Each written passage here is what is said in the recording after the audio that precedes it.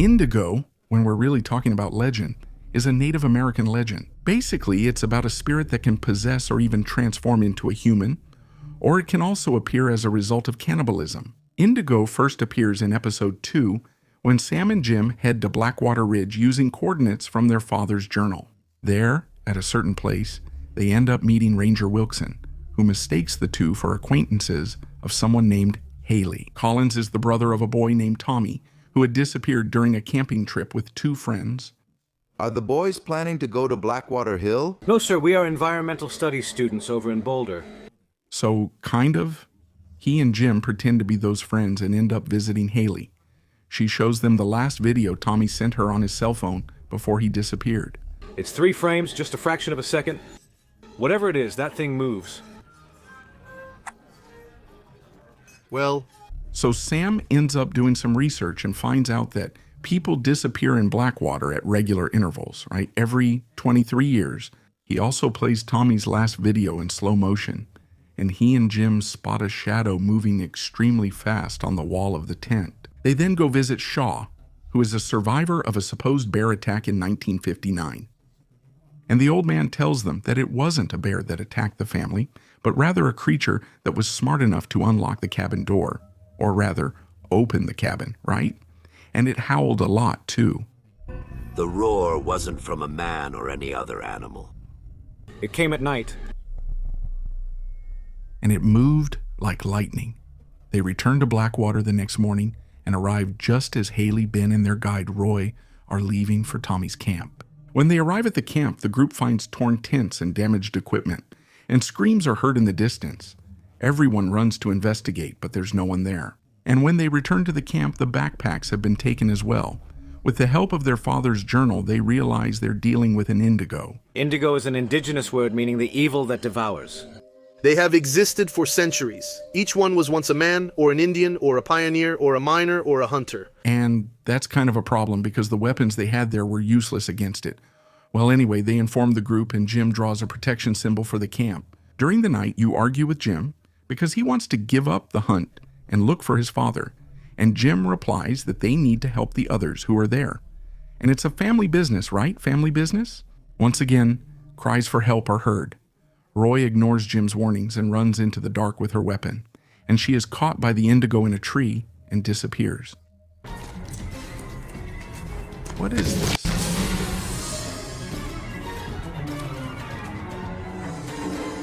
Well, Tommy might still be alive because the Indigos kind of hibernate there and like to store food for later, right? Kind of like making a little lunchbox, so they follow the Indigo's bloody trail armed with Molotovs, because the only way to kill the Indigo is with fire. Actually, a lot of monsters in the series can be killed with fire.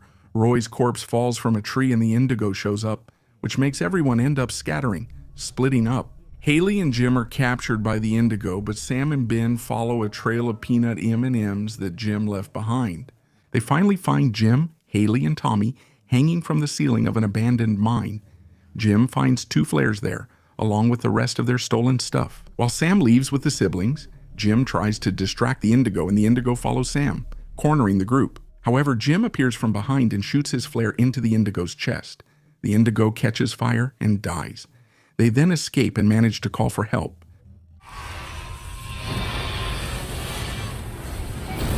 To misery. If you like this kind of video, leave a like, subscribe to the channel, and share the video. Hey, it will help me a lot. Death, also known as the Pale Rider or the Angel of Death, was the oldest member of the 4 Horsemen of the Apocalypse, or the 4 Drivers of the Apocalypse, right? Because they drive cars in the series. I could even make a video about them if you want. Anyway, he is an ancient and powerful entity, or at least I thought he was, right? Anyway, you'll see. According to him, he has existed since the beginning of time alongside God. And Death is so old that he can't even remember who's older, him or God himself. He is the personification of the concept of death and mortality of all living beings during the days of the apocalypse. Death was connected to Lucifer and waited for Swinchester to find him. Death then willingly gave Djinn his ring so that he could stop Lucifer and imprison him back in his cage. After the fallen Archangel was defeated, Djinn even tried to give the ring back to Death. in exchange for him taking Sam's soul out of the cage. A few years later, Djinns summoned him again so that Death would kill him because he was suffering from the mark of Cain. But Death said he wouldn't do it because that would release the darkness. He offered to take Djinns somewhere where he would still be alive but wouldn't be a threat in exchange for John killing Sam. But of course, John wouldn't do that. And then comes one of the most ridiculous scenes for me, which finally made me start to question the quality of the series, which is when Djinn kills Death with his own scythe. The city.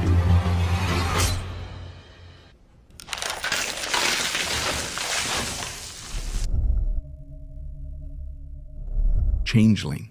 They're basically a type of fairy in Celtic mythology. They kind of kidnap children when the parents get distracted and put their own child in their place.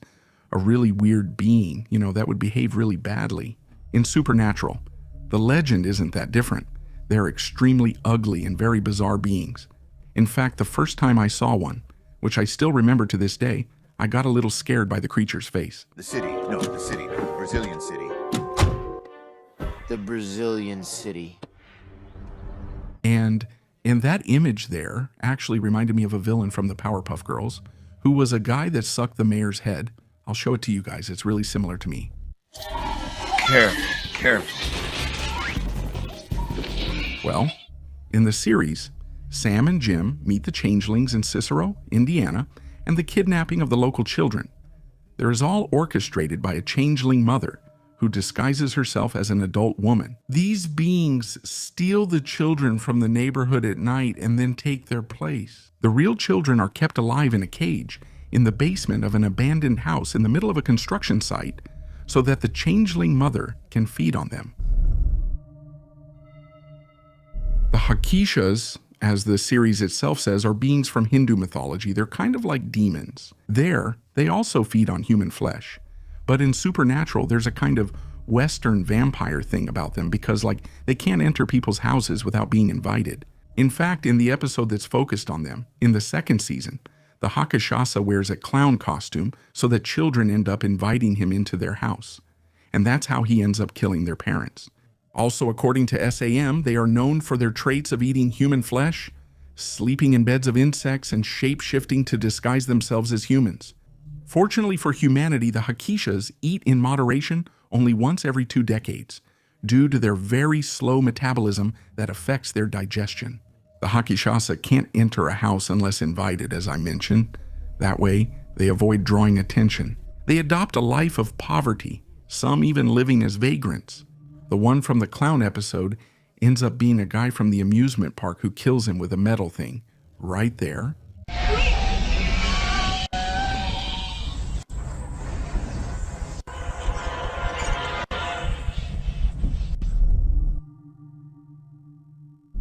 Rougarou is a legend from the French side of Canada. It would basically be their version of the werewolf.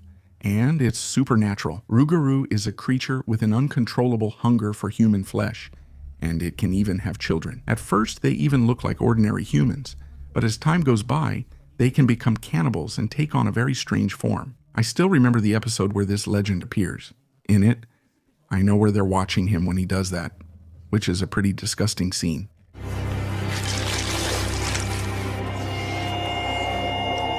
The one who had given Sam and Jim the tip about this hunt was Travis, a friend of theirs who had hunted the Rougarou's father a long time ago. Travis wants to kill this guy no matter what, but Sam has faith that the guy will control himself.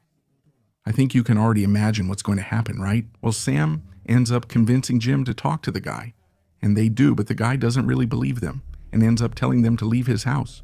There's even a scene where he's watching a woman and it looks like he's going to attack her, but he holds himself back. But Travis breaks into the guy's house, ties up his wife, and intends to kill both him and his wife, who is also pregnant.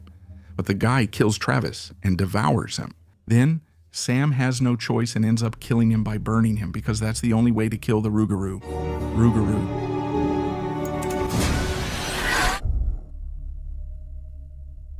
The mermaids in Supernatural are pretty similar, at least in this case in their intention behind the attack, to the actual legend of mermaids from Greek mythology, except that, in this case, the mermaids from Greek mythology are basically birds. Well, But in Supernatural, they take on several different forms to attract and force humans to perform very strange acts to prove their love and devotion to them. These acts are often violent and usually end up resulting in someone's death. However, not much is known about them due to the fact that they are really rare creatures outside of Greece.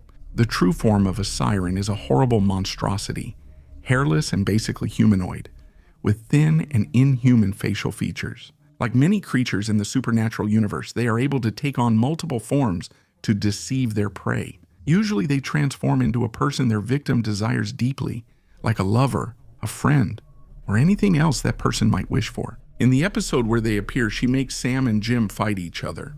They end up being saved because of the Fool. The tendency...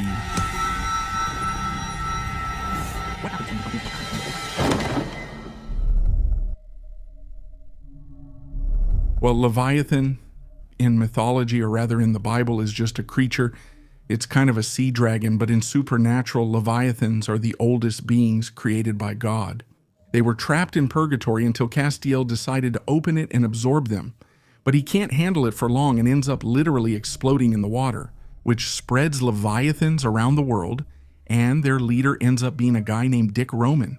So a lot happens.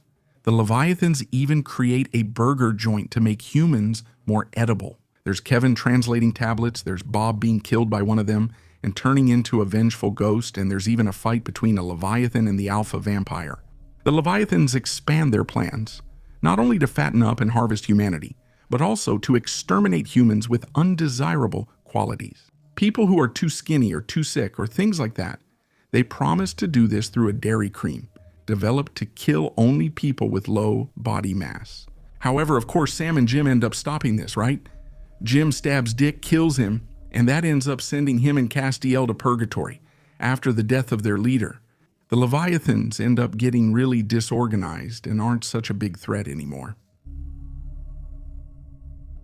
The Hellhounds, or originally called Hellhounds, are demon dogs that were basically used as weapons by demons, and as the name clearly suggests, live in hell. They're usually used by demons to collect debts from packs and are described as demonic pit bulls. The Hellhounds are fierce and terrifying entities that inspire fear, even in demons and angels. According to Crowley, after God started creating the universe, he created a lot of different creatures, including the Hellhounds, who were supposed to be kind of the creator's best friends. However, the Hellhounds proved to be very cruel, so God decided to destroy them all. But Lucifer, once he fell from heaven, managed to rescue one of the Hellhounds, Ramsey, who was pregnant, and from Ramsey, the population of Hellhounds started to grow again. He rescued one of the dogs, a pregnant female named Ramsey, so he tells her to stop. I don't control her. No one does. From that moment on, throughout the millennia, the Hellhounds served as hunters for the demons, chasing humans who sold their souls. Hold on, baby gas, black gas, Bob. The Hellhounds are extremely violent and even intelligent. Once it catches the scent of its victim, it will pursue them relentlessly, tirelessly, until its target is dead, or at least until its master cancels the order. They are clever, and it's very hard to trick or distract them. They are willing to improvise to get to their prey, and they often physically tear their victims to pieces to collect their souls. In some cases, however, their mere presence is enough to literally scare people to death, or at least drive them insane. They appear as black, fierce dogs with red eyes, and they vary in size from dogs as large as a big breed to even small horses. They generate a kind of dark aura around them, making them look like they're made of shadows. Eve was a mysterious and powerful being known as the mother of all monsters. She was in the depths of purgatory until she was freed by the dragons, who aren't really dragons, right? But anyway, when she arrives on Earth, she uses the body of a young virgin as her vessel, right? Just like the Leviathans, Eve is also kind of part of the universe's existence before the angels and has an advantage over them because she's kind of able to prevent them from using their sacred powers. I'm powerless. Are you kidding me? Something in this city is affecting me. It must be Eve. It was Eve who created the Alphas, who were the first monsters of each species, from whom all the others ended up being born. In her last appearance here on Earth, she gave rise to 2 new species, and both were named by Jim. The first is a worm-like creature, which Jim nicknamed Wormcan, and the second is a hybrid species mass-produced by EVE. After refining them post-beta test, Jim named them, though I can't recall the name now. I'll likely display it on screen later. Spaceship Jefferson. Yeah, it's because they're horrible and hard to kill. The only weakness known by Eve would be the Phoenix's ashes, and she ended up being killed by Jim, who mixed the ashes into a drink before meeting her. And when she bit him to turn him into a monster, she ingested the ashes and ended up dying. By the way, it was in this part that there's a really good scene with Castiel. Also, close your eyes, thank you.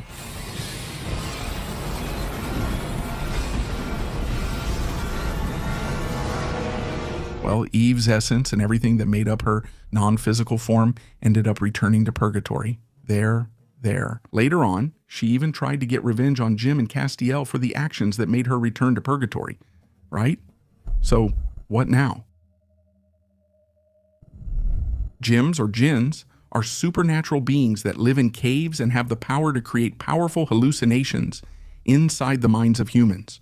In Arab mythology, they are the main enemies of humanity, and they used to live in the heavens before the fall. And if you want to know more about their real story, I already have a video here on the channel. The Djinns in Supernatural are humanoid creatures with tattooed skin who prefer to live in large ruins with many places to hide. They feed on human blood and can poison their victims with just a touch. The poison can be used to kill their victims quickly or to leave them in a coma. While the Djinn feeds on their blood for a long period of time, the Djinns are described in the Quran as invisible beings. In contemporary tradition, they are described as genies capable of reading a person's mind to recognize their deepest desires. The Djinns in Supernatural do not actually grant wishes like the genies of tradition. Instead, they use poison. The victim then has such strong hallucinations they believe they actually live there. In reality, which was introduced in the 2nd season, Jim and Sam are tracking a Jim, and when Sam tells Jim that, according to his research, they live in ruins, usually the bigger, the better. Jim remembers a warehouse where he spent some time and decides to investigate on his own. There, in the warehouse, Jim finds a Jim, but he is overpowered and poisoned. Then he ends up in a fantasy world shaped by his deepest wish, that his mother never died when he was a child. In this alternate reality, Jim and Sam are not hunters, and because of that, they are not that close. Oh, and that too. When did you start calling me Sam? Come on, we only talk during the holidays. Jim wants to believe that Jim got his wish, but convinces himself that he's just dreaming. That kind of wakes him up, and when he returns to reality, he's tied up and very weak. Sam is trying to wake Jim up, untying him there, and then the genie appears. Jim manages to break free and kind of stab the genie with a knife that's soaked in lamb's blood, and then the genie dies.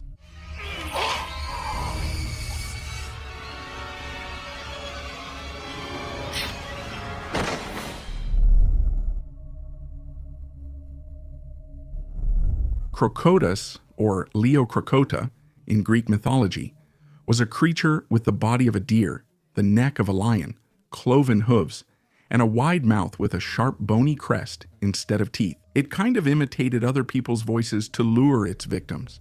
In Supernatural, it's not that different. Crocotas also imitate anyone's voice to lure their victims. Since we're discussing Supernatural, the creatures also look human. The legend says that they lured people by calling their names, and then they would go into the deepest parts of the forest and be devoured. A Crocota in Supernatural kind of told this story. He also said it took days to find a victim, and he would go hungry for days. And that people kind of already knew his tricks, so that made his job even harder. But now he found a new way to catch his victims, which was by using phones.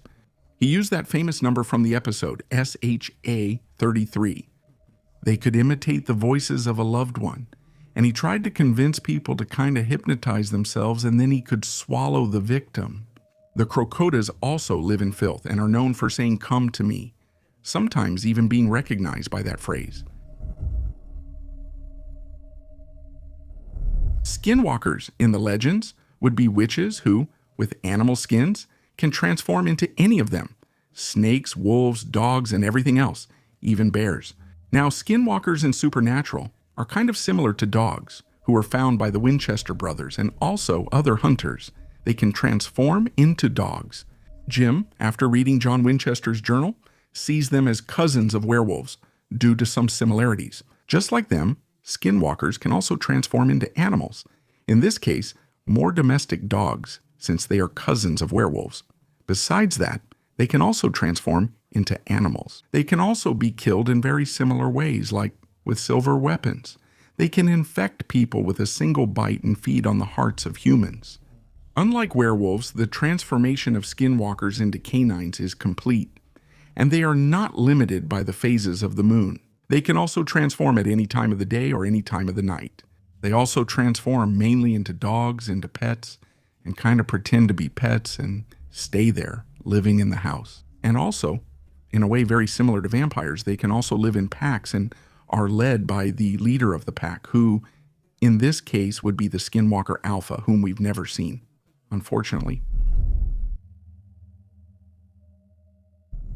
Striga would be a creature that feeds on the life force of children. In mythology, including in Brazil, the Iron Witch would also fit as one, and in Supernatural, it's basically the same thing. Sometime before the events of the series itself, Sam and Jim had an encounter with one of these creatures. When they were children, this Striga killed children in Wisconsin every 15 or 20 years, at least since the early 1890s. Their father left Jim there, in charge of taking care of Sam, when he went to hunt some creature there that we don't remember, at least not right now. Jim went out later that night and found the Striga feeding on Sam. Jim suddenly arrived at the last moment and shot the creature, making it retreat and escape. Apparently it went into hibernation earlier because when Jim returned to hunt it, it was gone. Well, in the same episode where this happens, or where it shows that this happened, Jim sends the guys to a town where there are kids being attacked by the Striga, probably so that Jim comes out looking good. The creature took the form of a doctor named Whitaker, or something like that, and it would be the exact same creature that attacked Sam when he was a baby. Sam and he knew its pattern, and they set a trap for it, using a boy. When the creature comes to attack the child, they jump out and attack. It even managed to overpower Sam for a while there, and even started to suck his life force, until Jim shot it in the head with an iron bullet while it was feeding, killing it. The life force that Striga had taken from the children returned to them with her complete death, allowing them to recover. According to Castiel, the Archangels are known in heaven as absolute, precise, and wrathful beings. As he called them, they would be heaven's most fearsome wrath. Like all angels, their true forms are very intense and have proven to be not only strange and frightening, but also deadly to humans. Although Castiel also stated that special humans can see their true forms, the presence, or rather the real form of the Archangels in Supernatural, doesn't really appear when it almost does. It would be kind of a pure, very intense white light. And their arrival can cause not only small tremors, but also major earthquakes. As shown when Lucifer and also when Raphael appeared to kind of protect the prophet, who at that time was Chuck, their true voices are also unbearable for humans. Raphael's case caused the Eastern Sea Council to suffer a blackout and generated strong winds and major storms. The Archangels are primordial beings. They were the first and most powerful class of angels created by God in Supernatural, being Michael, Lucifer, Raphael, and Gabriel. Just a reminder, okay, that Lucifer here is an archangel. But in mythology itself, in the actual stories, he would be more of a cherub until Metatron. Kind of, if I'm not mistaken, I thought he was an archangel actually in Supernatural. They say he would be just a regular angel there, who was chosen by God to be the scribe. Well, in the series, the Horsemen are extremely mysterious beings who are part of creation, and some even before creation. Each one represents a different concept, just like in the Bible. In the episode Death Takes a Holiday, Alistair says that they know about Lilith's plans, and that they can't wait for the apocalypse. It turns out he doesn't ride a white horse, but he has 3 friends, and they're riding toward the apocalypse. They would have true forms, and it is implied that death has wings, and the face of pestilence can't even be captured on film. They also mention that they have regular business hours. Let's put it this way. in things scattered around the world. The Horsemen's view of humanity is quite pessimistic. Some believe they're just revealing the evil that exists within people, like war, for example, and famine. They said that humans only need a little push to commit crimes and atrocities. I barely had to do anything, just destroy a bridge here, throw in a hallucination there, eat some popcorn, and watch the show. Both of them show a certain contempt for how easy it is to corrupt humanity. Pestilence, on the other hand, has a clear preference for bacteria instead of people. He believes that diseases are seen as something bad because those who are sick suffer from them, which, doesn't make any sense coming from pestilence, but all right. Besides that, he doesn't understand why God has so much love for humanity, even seeming a bit jealous about it. Well, obviously, each of the horsemen was inspired by the horsemen of the apocalypse in the Bible, where after the seals are open, they each appear with their own. These horses in the series were changed to cars. For example, the Horsemen of War used to appear with a red horse in the series and drove a red 1966 Ford Mustang. Famine used to appear with a black horse. In the series, he drives a black 2008 Cadillac, also Pestilence or Antichrist, because actually, Pestilence is never mentioned in the Bible. He would ride a white horse, but in the series, he drives a kind of green, kind of old car. And finally, Death's grayish horse is replaced by a 1959 Cadillac. Also grayish? The last time the Nephilim walked the earth, according to Supernatural, God himself had to intervene to remove them from the planet, but they're mentioned a few times there as well. For example, Metatron took Castiel to a Nephilim so that he could rip out her heart and complete the first of the 3 trials to close the gates of heaven. And after a fight, Castiel manages to kill her. There, using an angel blade and as a sacrifice, it's revealed that the heart of a Nephilim is actually part of a spell to expel all the angels from heaven. I see your auras and we know what you are. Abomination. Well, but the main one of them is probably Jack, who is the son of Lucifer and Kelly Clyde. He is the first and only Nephilim born from an archangel, since in the series, Lucifer is an archangel. Jack was taken in by Sam and Jim, who taught him how to control his powers. And during this time, Jack played a role in the resurrection of Castiel himself, whom he chose as his true father. Jack would leave the Winchesters and Castiel to try to master his powers on his own, to prove that he was good. He even helped find a way to rescue Mary and Chester for Sam and Jim. Jack would then be sent to the Apocalypse world, where he would rescue Mary, and they would fight against many angels to protect a human colony. And so guys, from then on, a lot of things happen. There are family issues. Then Jack enters the Apocalypse world to try to stop Michael's reign. He kind of forms a resistance there, manages to defeat a lot of the angels. He meets Lucifer, his uncle Gabriel. He even gets closer to Lucifer, but Lucifer ends up stealing his grace. He gets it back and later becomes a new leader of heaven. There, the Nephilim are mentioned in the Bible, or rather they are referenced in the Bible, but a more direct mention happens in the famous book of Enoch. I have a very complete video talking about this story, but in short, there are these so-called watchers who would be angels in charge of watching over humanity. But they ended up falling in love with the women here on earth, came down, and each one chose his own woman. And they had the so-called Nephilim, who were gigantic and extremely violent beings. The violence was so great that God sent the archangels to deal with each of the Nephilim and also the watchers who were here on earth. All of this would result in the so-called flood.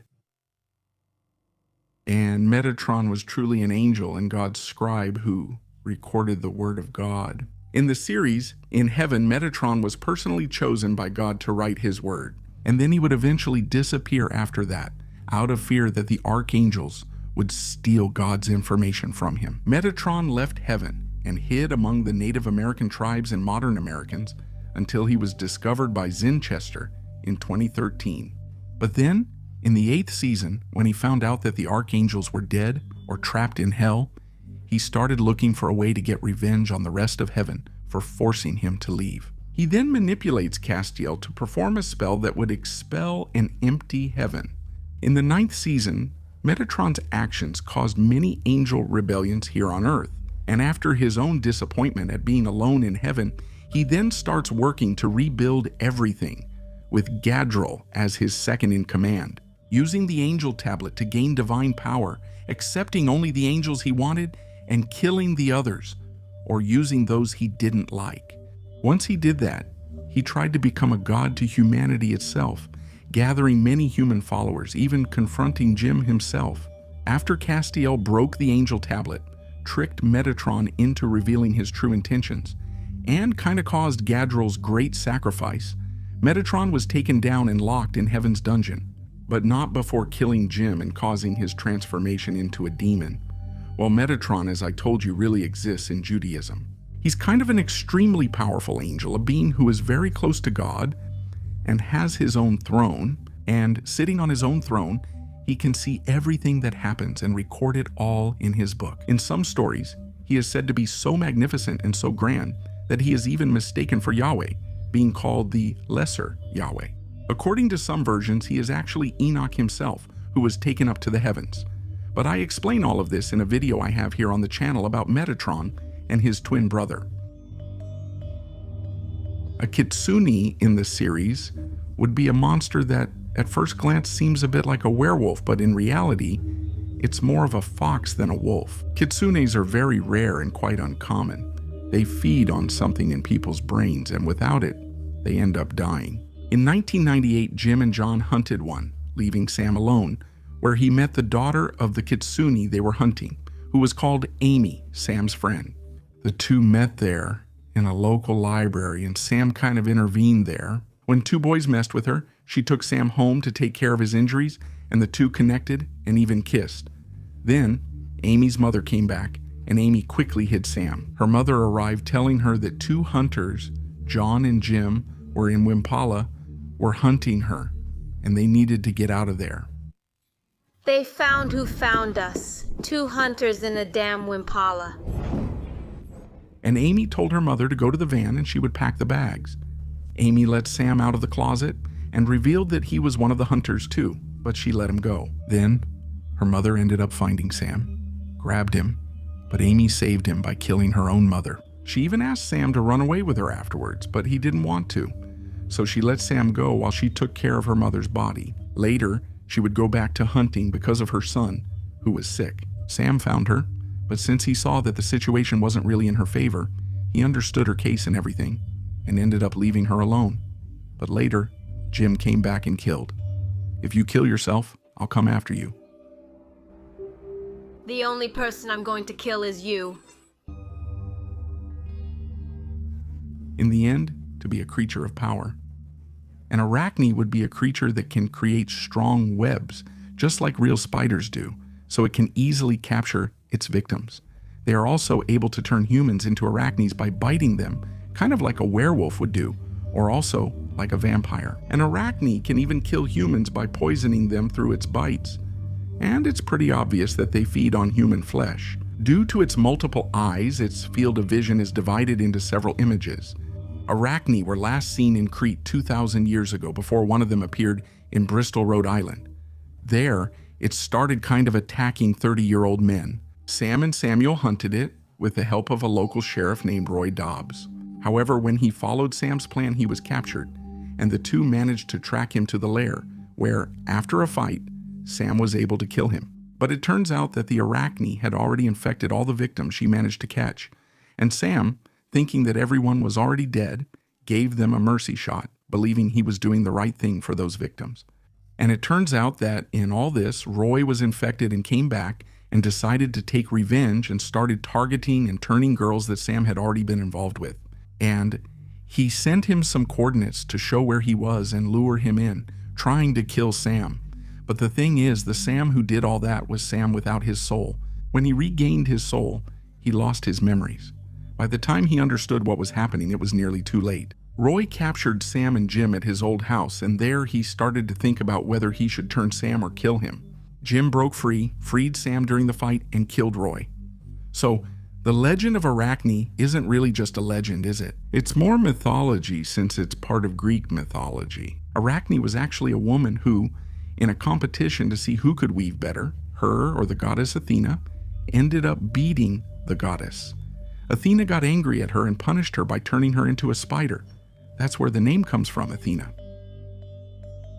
The Kappa is from the supernatural anime, which I didn't even know existed. Actually, the Kappa is a useful type of specter originating from Japan. They protect humans from harm in exchange for food. Well, on the second day, they ended up kind of investigating what they thought was a water demon called Ian. But after further investigation, it was discovered that the creature wasn't harming anyone. In fact, it was saving lives. It protected a couple from a car accident, saved a man from a fatal heart attack, and saved a group of hunters from a landslide and from lightning. He took the food from everyone he saved and had a special taste for sweets. After Sam tells the people in town that the creature was actually helping, everyone agrees to stop hunting it and let it go free. The Kappas are covered in scales and have webbed hands and feet with sharp claws like fingers. They have a humanoid appearance but also look like a mix between a turtle and a frog. They also have big eyes and a wide smile full of teeth. In Japanese folklore, the Kappa is a water yokai belonging to a group called Bakemono, and they resemble small humanoids with a reptilian appearance but with flat hands and feet, and they also have a turtle shell. The skin color can range from green to blue and also yellow or even red. It is said that Kappas can be the ghosts of drowned people. Any lake or river can have one. They possess immense strength and can easily overpower a human, although the source of this power comes from the water stored in the depression on their head. Well, Lucifer, also known as the devil, the light bearer, the morning star, Satan, is one of the main antagonists, alongside God as well, in the supernatural franchise. Actually, one of the main ones. No, I would say he's the main one because he keeps coming back. He is the villain of the story. For example, he is the main villain in the first season, in the fourth season, and in the 14th season. And he also becomes the main villain again in the 5th. He's one of the 2 secondary antagonists in the 7th season. He's the antagonist in the 11th. Anyway, he keeps coming back. They put Lucifer there to be the main villain in the first seasons. He's really badass. There's that scene where they try to kill him with the Colt. Then he laughs and says he's one of the only beings the Colt couldn't kill and all that. But then it starts to get ridiculous. It looks like a play or something. But anyway, Lucifer is really cool in this series. He was the second of the 4 archangels created by God and was his favorite son. And he's also a fallen archangel and the first of the fallen angels. He's the creator of demons and seen by them as a father. The Leviathans are creatures from another universe, monsters that have tried to invade Earth several times throughout history. And according to Jim, they represent a threat to the very existence of everything. They were created by God as a last resort. If everything went wrong, they would be activated to destroy all of creation, which is kind of weird, right? Because I think God wouldn't need that, but okay. They are a force of evil, monsters from outside this world. For centuries they've tried to invade, and the men of letters stopped them every time. However, the Vimosacretas ended up defeated, and that divine plan failed in its true form. The Vimosacretas look like giant insects with multiple legs, pincers, grayish eyes, and sharp teeth. They live in organized colonies, with a social structure similar to ants or bees, always led by a queen. In this case here, it would be Joan Hopkins. They can control humans with a stinger and are hard to identify, except through a special Earpos bracelet and a weapon or object in the guy's universe when Vimosacretas are injured. But items from other worlds, like Djinns Impala, which is kind of funny to say, but it can actually cause real damage to them. During the War for Creation, God released the Vimosacretas when he lost his powers, hoping they would destroy everything. Joan Hopkins joined them and became their queen, leading the attacks to wipe out humanity. The men of letters managed to stop the invasion several times, but with heavy losses. In 1957, after an unsuccessful experiment on Jack Wilcox, the Vimosacretas retaliated and attacked his wife, wiping out almost all of the men of letters. In 1972, the threat returned with force.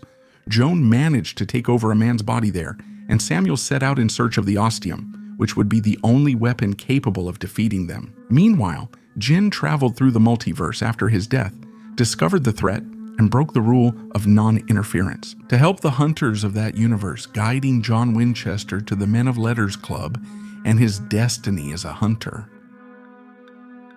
Cupid in Roman mythology is the personification of love, who would be the counterpart of Eros, the Greek god. But in supernatural, actually, they are cherubs who unite certain couples on earth at the will of heaven itself. One of them appears in an episode where a town is being attacked by the Horsemen of Famine. The first couple Cupid was involved with in this episode was Russell and Alice, but the influence of the Horsemen of Famine was so strong that they ended up turning to cannibalism. Zane and Djinn investigated the case and found some marks on the hearts. And they called Castiel, who explained that they were signs left by a Cupid. The Cupid, what the human myth calls Cupid, is actually a lower order of angels. The three waited in a restaurant until they felt the presence of the angel. When the Cupid appeared, he greeted everyone with an exaggerated hug, which made the group very uncomfortable, very suspicious that he was involved in the deaths. Sandem and Castiel accused him, which left him really devastated. He ended up crying and everything. Then he asked Castiel to read his mind, which he did, and confirmed that everything the Cupid was saying was true.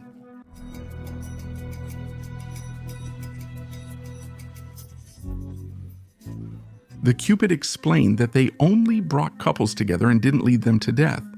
During the conversation, he even explained that John and Mary's marriage was very important, and that's why it was all premeditated by heaven. Yeah, the union of John and Mary in Chester, a big event upstairs, a top priority arrangement. But he talked about it very coldly, with no remorse for their deaths.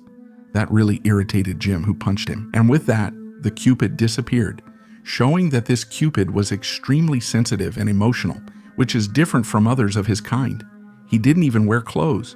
Other Cupids ended up appearing, and there was even one who ended up being killed by Lucifer. Banshees are creatures from Irish folklore associated with death. There are actually two types, the one that's kinder, who just cries and warns that someone is going to die, and the one that's not so good, who can even drive people insane with her screams and make them want to, let's say, unlive themselves. Of course, these details are more from the series itself, right? Well, the evil banshees look like women with dark hair, sunken eyes, and they wear robes with their bodies surrounded by a dark mist and a glow coming from their mouths. They generate a strong magnetic field, which makes the light seem to flicker. When they're nearby, their victims can only hear their screams, and after death, they haunt the most vulnerable, usually at night, until the place is cleared before moving on to another. The ones that are kinder are connected to fairy folklore and cry to warn about an approaching death. In 1986, a banshee attacked a man who was having a nervous breakdown, and his wife, named Mora, managed to banish the creature, but lost her life in the process. Their daughter then, named Aileen, survived, but was left deaf. So he was vulnerable? Yeah, and her mother only knew basic spells. She cast one to drive away the banshee, saved Aileen's life. In 2016, the same banshee went after Harold, a resident in Oak Park, and then after Arthur, who was the manager there. Aileen then, seeking revenge, got help from Sam and Jim. They tried to use Midget Baker as bait, but the banshee went after Jim instead. In the end, they managed to capture her, with Aileen delivering the final blow.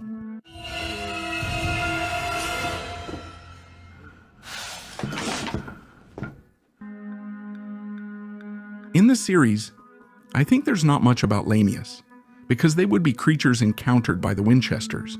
But since they rarely leave Greece, there's not much information about them. Well, but just like many other creatures in the series, Lamias can disguise themselves as normal women and seduce young human men. One of their most common behaviors is squeezing their victims' hearts and sucking their blood. Heart sucks the blood, but I've never heard of one appearing outside of Greece. Yeah. It looks like the wretch emigrated. Also, it's suggested that they can transform into a non-human form, probably their true form, which appears to be armed with large claws. One of them being found by the brothers while examining the body in a playground. And also, apparently, they can let out a very strange roar. The Lamia that Sam and Jim faced seemed to wear a hooded cloak, similar to the style of the Striga, although it's not known how common this habit is. Out of curiosity, in Greek mythology, there's a slightly different version about the Lamia, but not that different, as you'll see. Actually, according to Greek mythology, the Lamia was a woman whom Zeus found very beautiful, but Hera became very jealous and made her kill her own children. Because of that, Lamia became extremely distraught, even going insane. She hid in a cave and turned into a monster because of her own despair.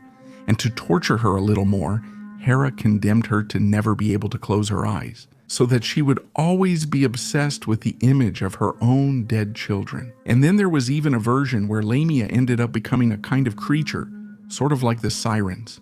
Here comes fire, here comes fire, here comes fire.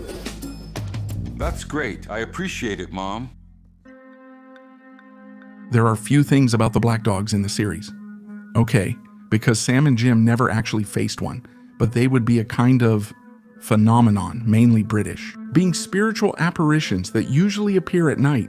These beings can be distinguished from ordinary black dogs by having glowing eyes, the ability to disappear or appear out of nowhere, and even come out of the ground, and even by not having a head, having two heads, or the ability to change size or appearance. These dogs are usually found in places where people end up moving a lot from one place to another, such as trails, bridges, crossroads, gates, doors, stairs, and hallways. A very common place for black dogs is also cemeteries, which leads some people to believe that they usually haunt spiritual paths. Some people also believe that the black dog is an omen of death, that seeing it means you or a member of your family will die soon. In ancient European folklore, the black dog is seen as a guardian, but it can also be a consumer of the spirits of the dead. One of the beliefs is that in the wild hunt, there is a pack of black dogs, and their master hunter flies through the sky with them, searching for lost souls. If I'm not mistaken, there's an episode of Hellhounds and Supernatural where Sam ends up talking about the black dogs. If I find it, I'll leave the clip for you. Some say they are animal spirits or omens of death, but either way they are large and evil. But the place where you can end up learning more about it is a supernatural comic book, where John ends up hunting exactly a black dog, the Beast of Brave World. If you want to read this comic book, I'll leave a pinned Amazon link for it, so you can buy and read the comic. And you'll be helping me out too. Well, pichitacos are creatures from Peruvian folklore that basically ripped off the heads of indigenous people and fed on their fat in a very similar way. In the series, the pichitacos, or fichitacos, right? As Eugene says, I'm a pichitaco, a pataco, a pichitaco. How is it again? They are rarely seen in the United States and are kind of similar to vampires. But instead of wanting blood, they actually want human fat, which they totally depend on to survive. It seems like they have an insatiable hunger for it. But unlike vampires, who the pichitacos themselves consider to be murderers, they are more like parasites. In general, they don't hunt their prey aggressively to feed. Still, some pichitacos actually attack the dead for this purpose.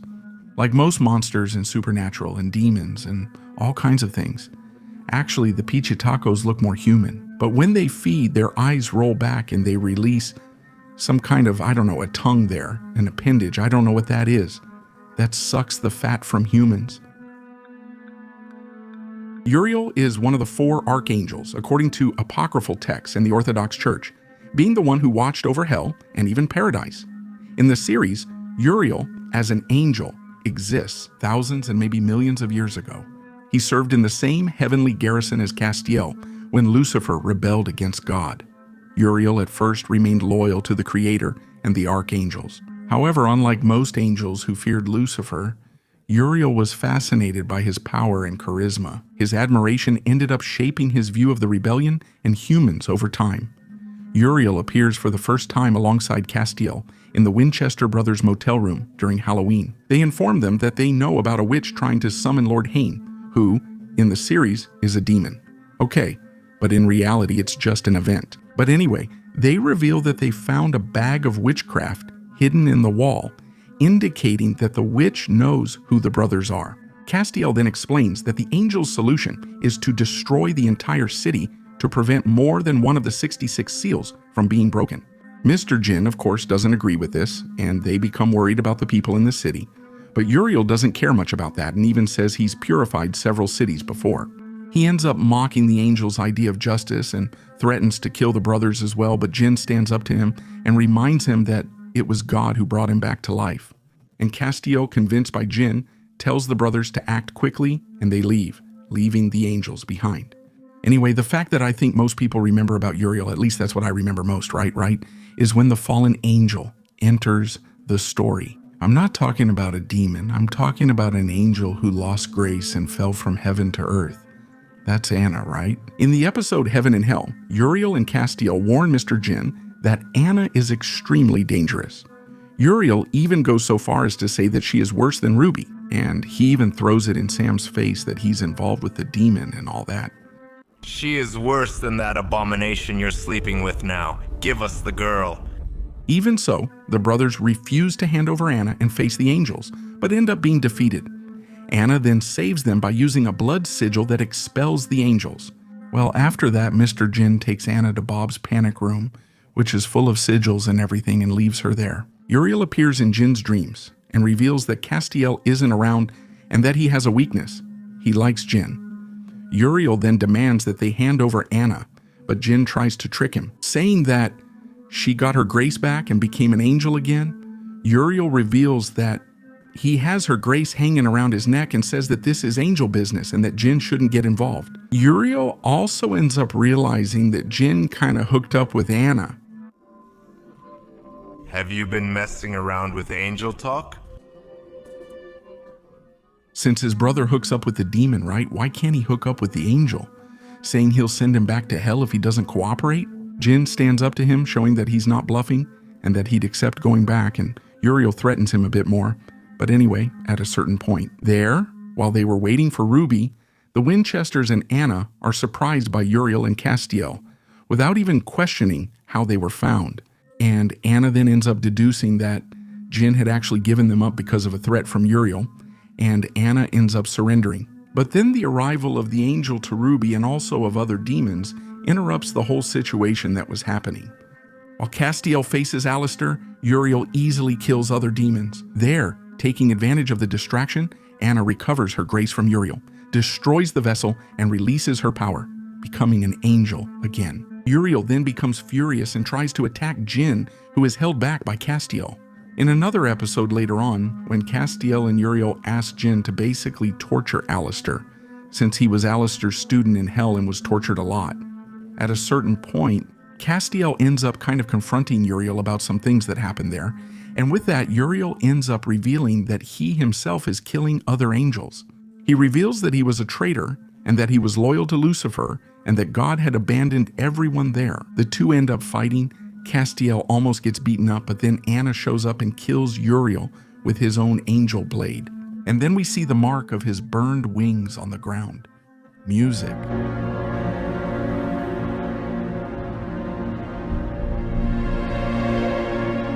If you watch the video up to this point and want me to keep talking about Supernatural, other series, cartoons, movies, and everything else, leave a comment.